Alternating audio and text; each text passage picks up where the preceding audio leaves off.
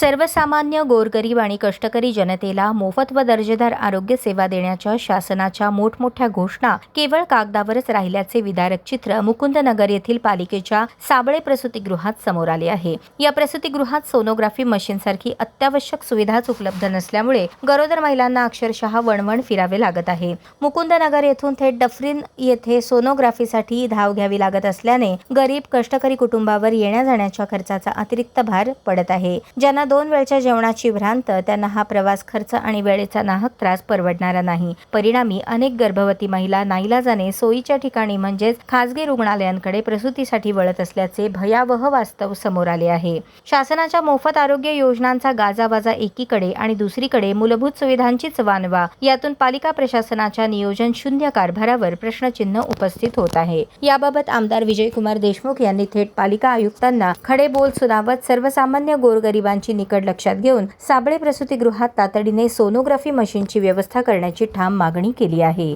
साबळे नागरी आरोग्य केंद्राला आज भेट दिली असताना या इथल्या या आजूबाजूच्या परिसरामध्ये हा सगळ्यात जुना असा हा आरोग्य केंद्र आहे आणि इथं एवढ्या मोठ्या प्रमाणात गर्दी असतो। इथं सगळे कष्टकरी आणि सर्वसामान्य गोरगरीब लोक राहत असल्यामुळं इथं महिलांचं मोठ्या प्रमाणात प्रसूती होत असतात आणि या निमित्तानं जेव्हा महिला इथं तपासण्यासाठी येतात त्यावेळी डॉक्टरांचं असं म्हणणं आलं की इथं सोनोग्राफी मशीन नाही आहे। आणि गेल्या अनेक वर्षापासून आमच्या या भागातील नगरसेविका वंदनाताई यांचंही मागणी आहे की या हॉस्पिटलला सोनोग्राफी मशीन ठेवायला पाहिजे। सोनोग्राफी करण्यासाठी परत दफरीन हॉस्पिटलला जावं लागतं।